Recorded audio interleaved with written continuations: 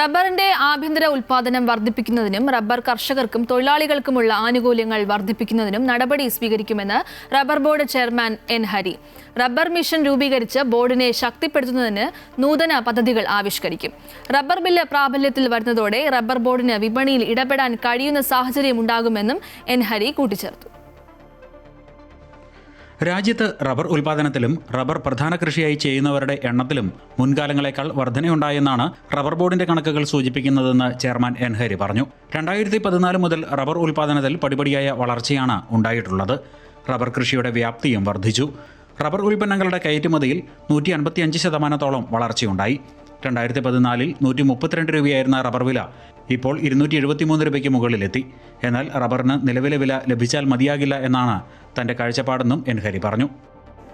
നമുക്ക് റബ്ബർ ഉൽപ്പാദനം 2014-15 6,45,000 ടൺ ആയിരുന്നത് 2026 അത് 90,05,000 ടണ്ണായി വർദ്ധിച്ചു. എന്ന് പറഞ്ഞാൽ 40.31% വർധന റബ്ബർ വില.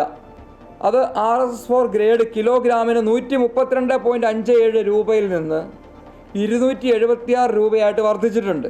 അതായത് 108.19% വർധന ഉണ്ടായിട്ടുണ്ട്.